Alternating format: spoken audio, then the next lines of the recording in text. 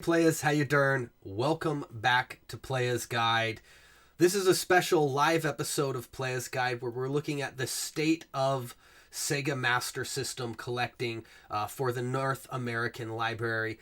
And I've got a special guest with me tonight who will be on in just a moment. That's Owazrim. He is a collector who is very passionate for the Master System, and he streams here on Playas Guide every Thursday night at 8:30 p.m.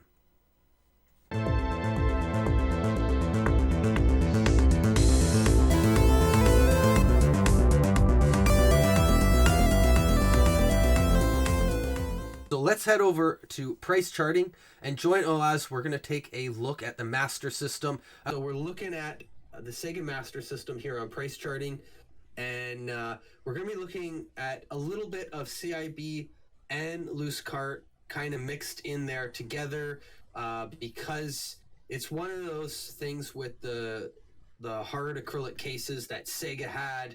A lot of people collect CIB. Whereas if you're looking at Super Nintendo, NES, N64, Atari, those are a lot of loose cart collectors. But that's not to say people don't collect loose cart for the Genesis or the Master System, because they certainly do. But myself, when there's a nice case like that versus a flimsy box that is more delicate and the case acts as a protective thing. And the other thing too is the Sega cartridges for both Master System and Genesis, I'm not a big fan of the way those cartridges look overall in comparison to Nintendo branded cartridges.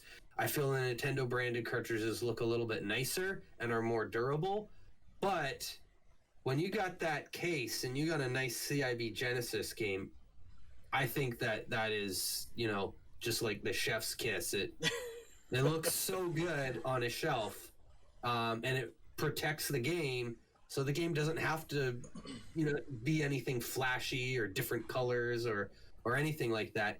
The case kind of makes it and brings it all together. So that's my opinion on the Genesis and the Master System collecting for those consoles. When I started up picking up Sega games, it didn't matter to me, but as I saw the collection grow on the shelf, now I'm really only interested in CIB Sega stuff.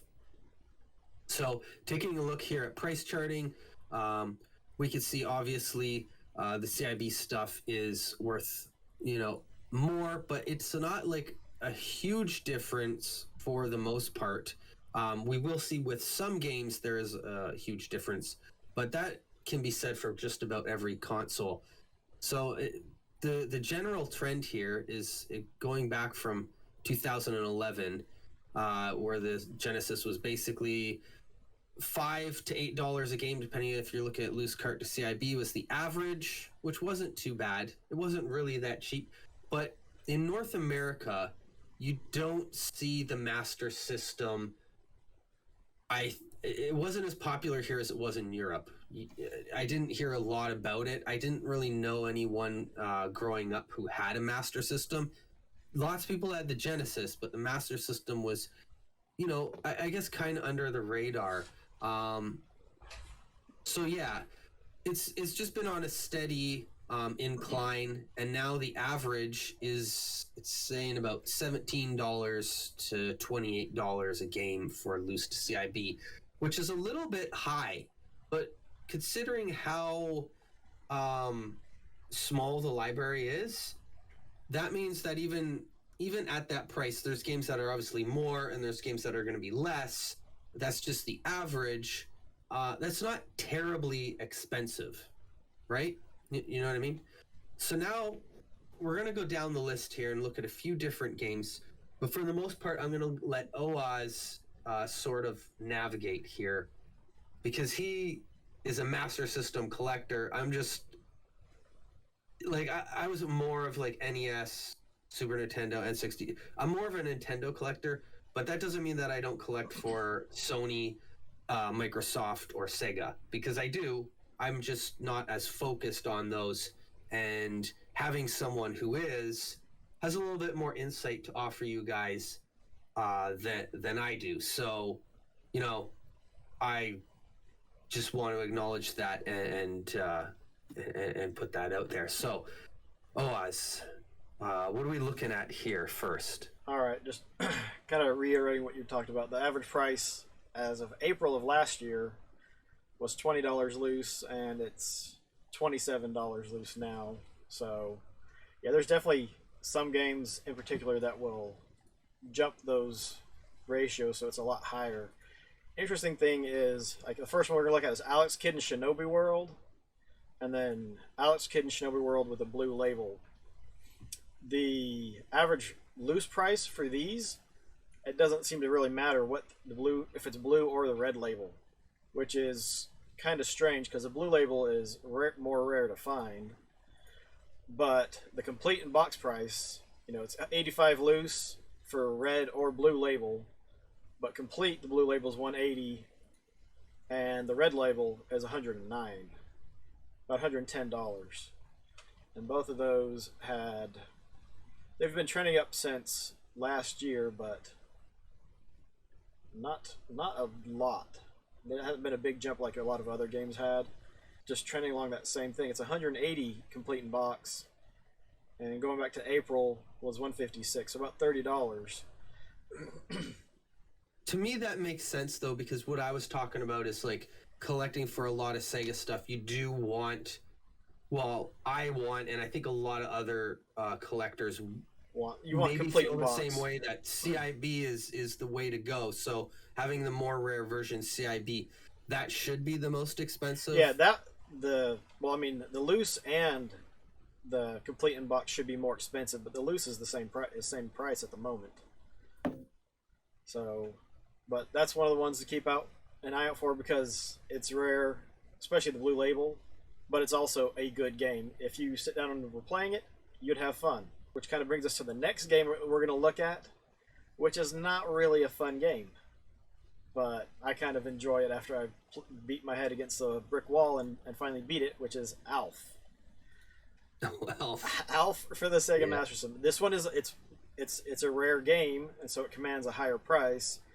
And then, but it's not a good game. It's kind of like the Flintstones, and just some of those games that were not, it feels like they were just rushed out the door in a couple months.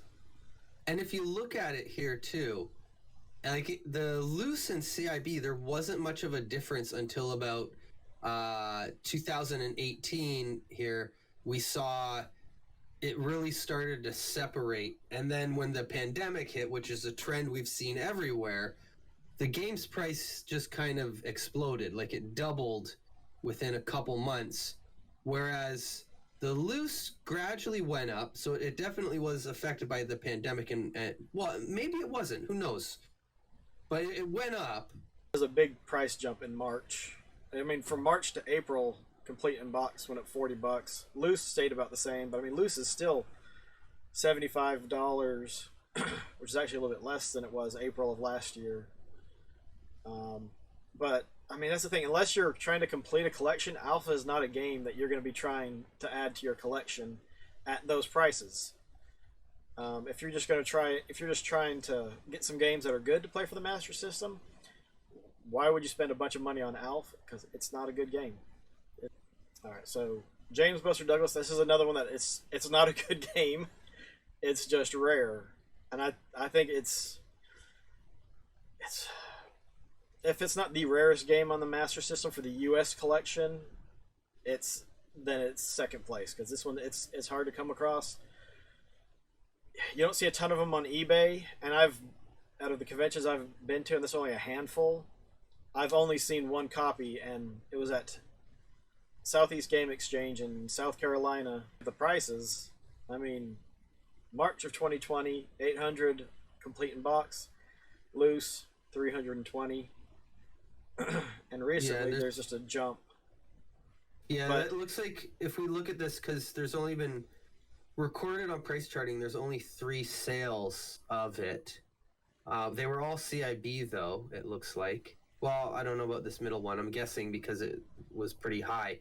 But there was one that was really high, almost $1,500. But then if we look at the year before, Yeah. We also had 3, and then 2019, 2018, there was a bunch more up for sale. So does that mean, we can look on eBay too and see what the availability is right now, if it's just the game hasn't been available, or maybe people just weren't buying it. It's But it looks like it's got some steam now. It does, like, because it has gone up over the past 3 years. It's been very gradual though. so right now there's 3 of them on eBay for the Master System, and then but let's look at the sold listings.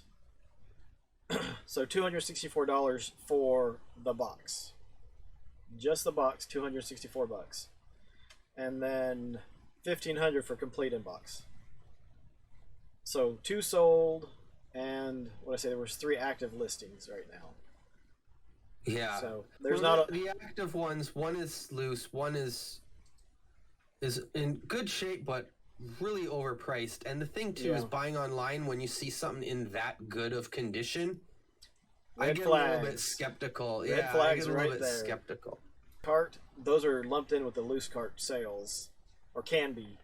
So actually, look at the average and then go and look at what the actual sales say. But, I would say it's safe to say that if you're looking at picking this game up, you can expect it to go up in price, because it looks like the people who have it listed right now, they're looking to get top dollar or more Yeah. for the game, right? Or they're, who knows if they're really wanting to sell, or they're just like that one that's in really good shape. They might be just trying to drive the price up, or waiting for the price to, because you can just let it sit there if you don't need to sell it, right? Yeah. You're not a reseller; it's just in your collection. You think, hey, if I can get $2,000 for this, why not? There's a few games I've thought about that too, right? For doing for myself, but yeah, I think that the price is going to get driven up, because you look at that stuff. If one comes up for auction, it'll probably sell for below those, unless it's like in exceptional condition, complete, like a true complete copy. Then it might go above what we see on eBay right now, which would really drive the price up. Yeah. Then it's going to be the condition of it, and how badly does somebody want it. And if you get 2 people that want it badly at the same time, the price jumps up, and then it can drop again. So, going to Golden Axe Warrior. Yeah, loose and complete in box. Now, see, this is a game that is more desirable, I would say, because it's a fun game. It's a Zelda clone, and it's just hard to find. And I mean, there's a pretty big jump, at least $100 between the loose and in box versions. And part of that is because in the U.S. there's not enough. The U.S. releases were European packaged, and they stuck a UPC sticker on the back of it. And Spider-Man is the same thing, and like you can see this UPC sticker. It's a sticker on the plastic, and this is for Spider-Man. This is a U.S. release, but there was no official U.S. release. They just grabbed European copies and stuck that on them. So it looks like quite a few copies of this game have sold though. Yeah. In the past year, so it's certainly I would say is a rare game, but not as rare as it's not as rare as James Buster Douglas. And that reflects on the price. This is more affordable. Like, this is something your average person, if they really wanted it, if it was the last game they needed, they would probably shell out the $300 no problem, right? To get it. Versus James Buster Douglas, it's starting to get up there now to the price point that not everybody who wants one, or if it's the last game they need, can necessarily afford to get it. So this one's still a little bit more affordable for like a top 10 tier rarity game, even a top 3 tier rarity. But I think because of that, we're going to see this one continue to go up.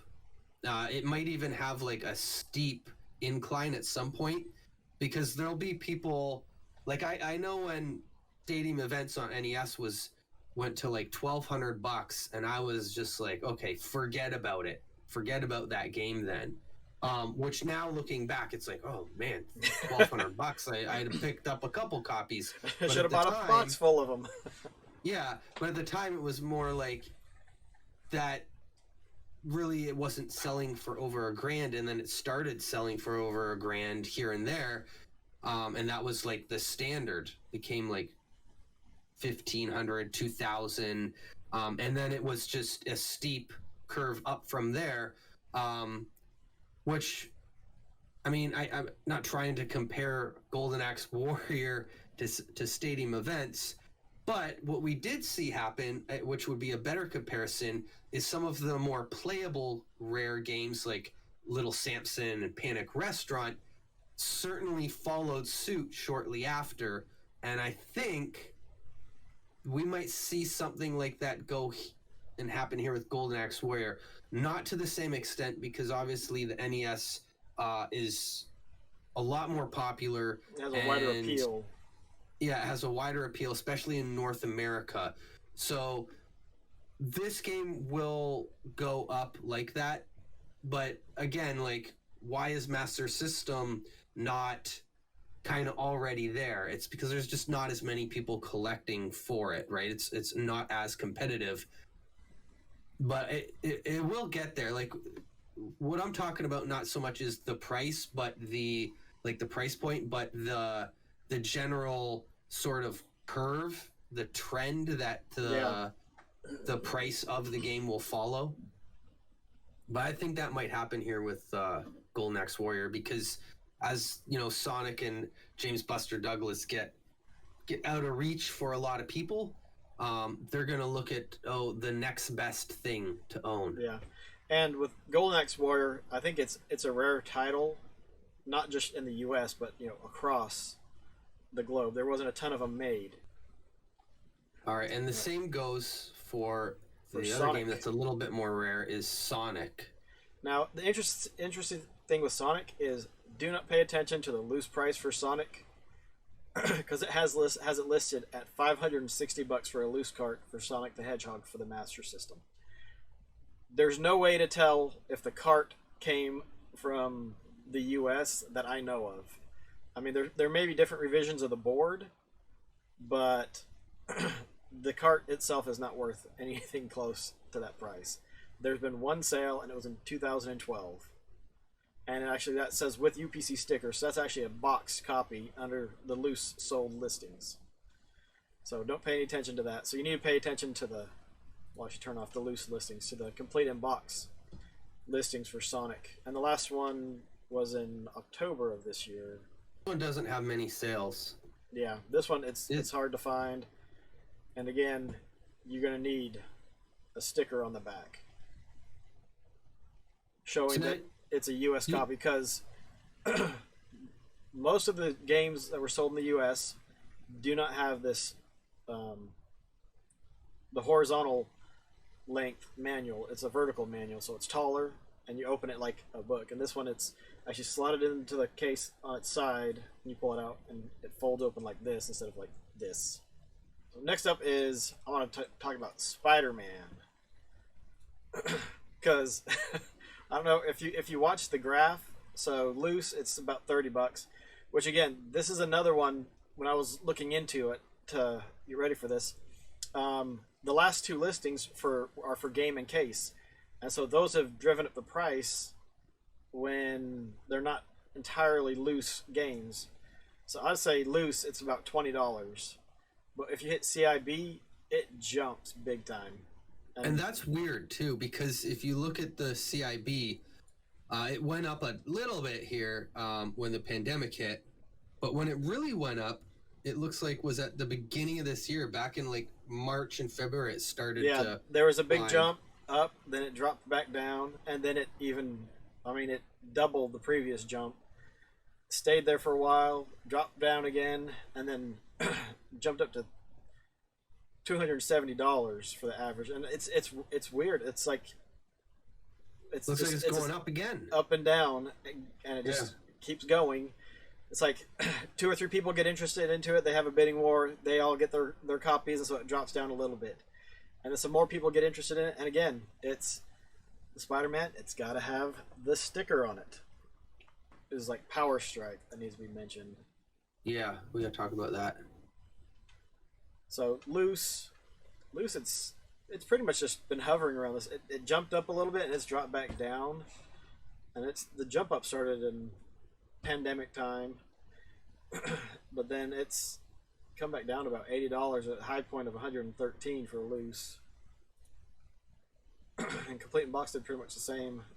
It came up and now it's actually dropped a couple times down to 160 from a high of 230. That was March of last year.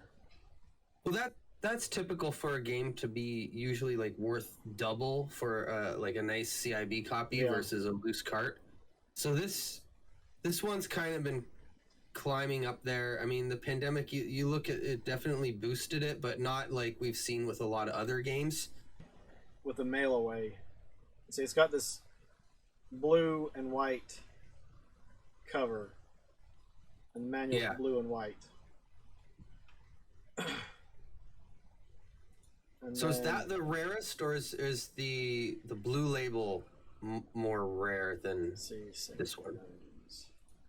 But the point being is that all of them are kind of going to get clumped into this same average price here, right? Mm-hmm. Which has gone up either way you look at it. Yeah, the Sega for the 90s, I believe, is like the second printing. And so if it has a sticker on it, Sega for the 90s, Sega for the 90s. That's the retail release. And see, the other one, the mail order one, doesn't have it. And then the blue label? I'm not sure. Does Power Strike have a? I'm not sure Power Strike has a blue label. Oh, no? I don't think it does. Okay, then. There's just the two. So obviously the mail away is the more rare. The mail away is the more rare. And because it was the first one out, there's probably less of them that were even redeemed, and then less of them that were even kept. And then when they finally got its retail release, it wasn't a big deal. So the second printing wasn't blue label, it just had that sticker on it. Yeah, the Sega for the 90s. I want to go to Phantasy Star, because that one is like one of the big ones, I think, for the Master System, because of the Phantasy Star series of games. Although I think most people's introduction to it was Phantasy Star 2. I mean, that's the first time I heard about it. Yeah. And it's a good game. It's a well-known RPG.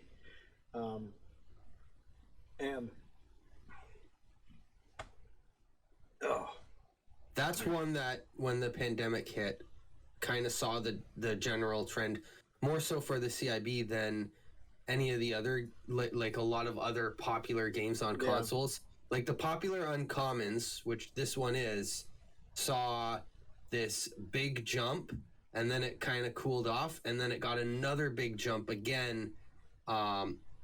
This one was in the spring, but usually what we've seen for a lot of other consoles and games like this, it's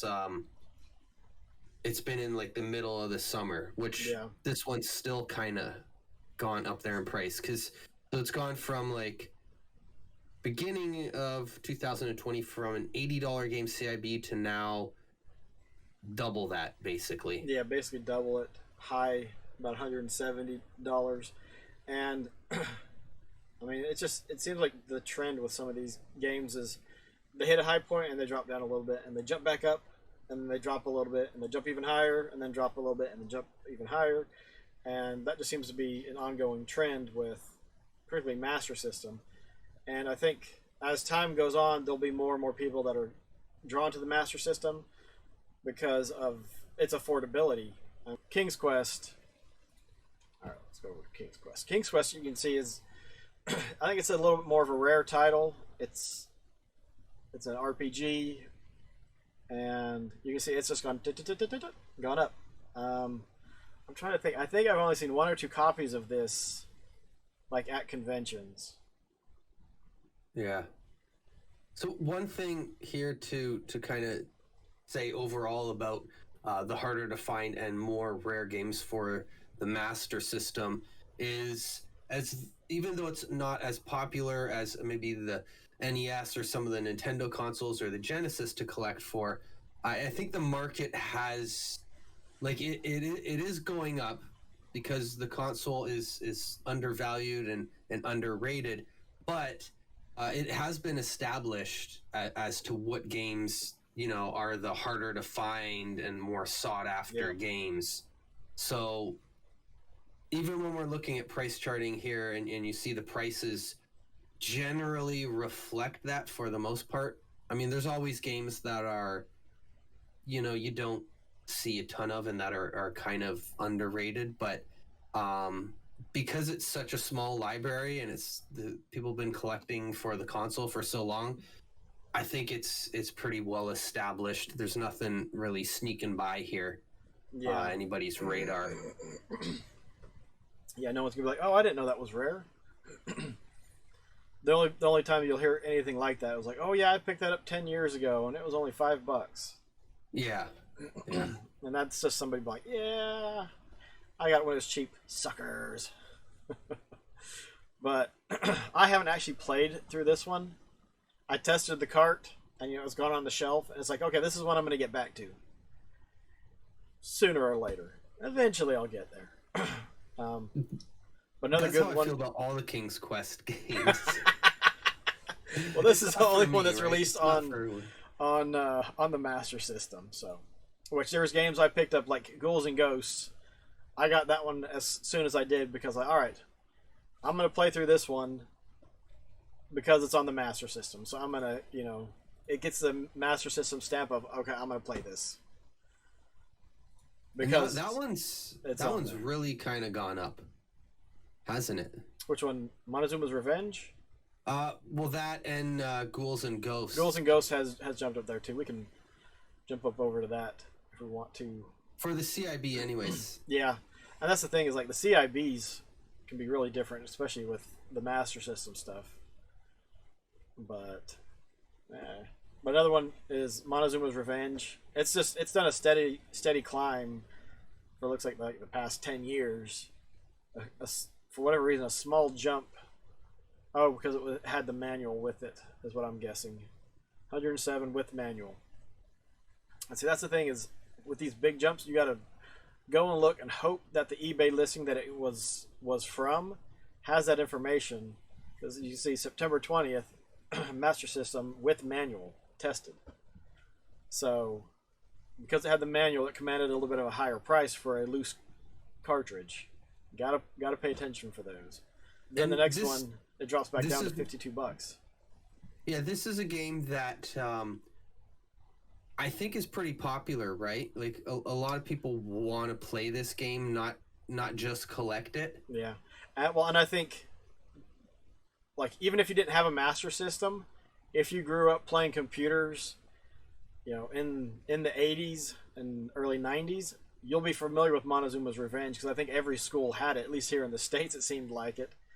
Because it was, you know, kind of, I guess there was some history in it. And, you know, so there was that draw. That's how probably teachers got it into the schools. But I remember having it on all kinds of computers at school. And it's, like I said, it's a fun game. And people enjoy the game, so it should command a little bit higher price. And it is a little bit rare. This is one that looks like it was affected by the pandemic because it always had a premium, and then in May 2020 it saw a decent increase, but it didn't jump. I wouldn't say it jumped, but it went up, and then recently it looks like it jumped. But is that just 2 or 3 sales? Like, is that the new standard price, or what? And actually, in March it dipped, and then in April it jumped up, and then it started going back up, and the CIB listing in particular. Yeah, that's what I'm looking at. The CIB. It may have been there was 2 or 3 people, and let's see, it may have just been a really clean copy. That's all it takes. Yeah, I mean the box looks like it's pretty nice. The cart looks pretty nice too. Like the cart has hardly any wear on it. Now, if there's a picture of the back of the cart, I don't know. You want the top back so you can see if along. Oh, come on. If along, this little spine, if it has a bunch of tears and nicks in it, you can see a bunch of white on it. Then it's had a lot of use. But I mean, look at that manual. Even doesn't look like there's any creases or anything in it. So yeah, that one's a. Oh. So it'll be interesting to see if that one drops down a bit, dips off that high. But part of the problem is this was a best offer and it was accepted. So price charting doesn't know what that price was. Okay. So they stuck it in there at 175. 175 is not what it sold for. You see this copy I'm looking at from eBay, you can see like up in the upper right hand corner where it has Sega for the 90s, and again that's showing that it's a later copy of the game. It has some wear and tear. The manual's rough. That other manual looked like it was in pretty good shape. And the back of that manual's messed up. So, and this sold for $101 plus shipping. Huh. So I wouldn't be surprised if the other one sold for $150, between $130 and $150. I think it'll continue to go up. It may drop down a little bit and then continue on with, because I mean it's had a pretty steady curve. Slope. I mean, it may have jumped up in 2018, and I mean, since last year, it's jumped up a little bit more. But I wouldn't be surprised if it calms down and keeps going. But I mean, it's a good game. It's fun. It's the first game in the East series, and it's great to play with the trackball. Yeah, I think that's something that we've seen a lot of tonight with looking at the Master System, is that everything's just kind of gradually taking its time getting to where it is now, and there's nothing too shocking. There's a few pretty big jumps, and there's nothing that's really jumped down. It's almost like if you were investing in the Master System, it's a safe and steady bet, but it's not,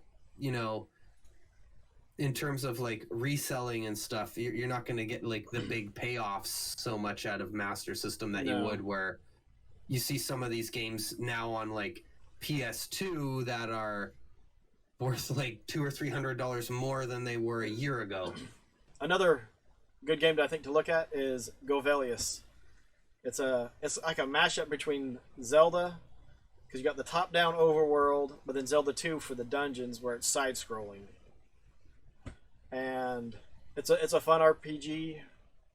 I guess it's more action than it is RPG. Another one, it's just a steady climb up. There's been some jumps in prices, then it comes back down, and then it jumps up again. But it's got like a nice, little bit more than the last time. Yeah. I see that. It seems like in the last few months, some of them they jump up in price and then it drops down. And again, it's probably there's a good, nice, clean copy that someone, and it's probably a collector who's like, I've already got this game, but I want to upgrade the condition to it, and so they're willing to pay a little bit more for a copy. That difference to them is maybe $10 or $20, and then when they had bought the game originally years ago, is maybe, it was like $25 or something. Yeah. Now they're like, well, I can sell this one for $55, $60, and then pay maybe $70 for a nicer one. Get a newer copy of it. Yeah. We should do Ghouls and Ghosts, because it's a well-known title. Okay. And that one actually you can see, particularly complete in box, you can see it jump. Oh yeah, that one was affected by the pandemic for sure. Not so much though at the beginning. No. So March, April 2020. Yeah, Ghouls and Ghosts has had a crazy price in 2016, 2017, just all over the board. So, and it evens out. And then, not at the beginning, but a couple months into the pandemic, particularly complete in box, just starts jumping in price. Because $100, $150 for complete in box now. So, what a difference, 18 months make. Versus Spy for the Master System. It is, I wish I'd brought something over. It's one of the card games. So it came on a little card. And those are somewhat more rare to find anyways. I mean, like, you can find F-16 fighting Falcon pretty easy, and I don't think anybody actually particularly hunts that game down. But Spy versus Spy and Ghost House and Teddy Boy or some of the better games on the card system. But yeah, Well, looking at Ghost House, it's the CIB and the loose are pretty close in price. That can be said for a lot Yeah. of these card. yeah, Um, if you look at Spy versus Spy, I mean they're not separated by a lot until September of this year. There's a $20 difference, and most of the other time it's just a few dollars. yeah, And I that's don't. weird. That is weird. I wonder if it's just because it's hard to find the cards, let alone find them complete in box.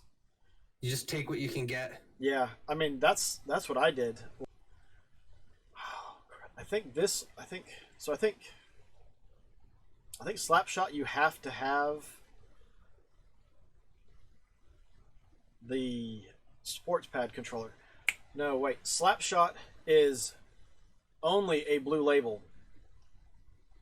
There is no red label of Slapshot. But I don't know why that would make the complete in The box CIB looks jump like in it's price. yeah, it has jumped significantly, whereas the loose cart hasn't done anything at all over the basically almost 10 years. You know, it's gone up a little bit, but Yeah. not more than a couple bucks. But because it is blue label, it is going to be a little bit harder to find. I'd like to say thank you so much to Owazrim. I hope you guys would consider following him over on Twitter and on Twitch, because he has his own channel, as well as these streams. I mentioned this before, every Thursday night on Playas Guide. He is who we call the master of the Master System. If you enjoyed this episode of Playas Guide and want to find out more about collecting for different consoles, please consider subscribing to the channel. If you want to talk about video game collecting, we have an active Discord full of retro gamers and video game collectors, so consider joining that. Playas Guide is on Instagram, Twitter, and Twitch. I'll see you over there. Until next time, keep it on the flip side.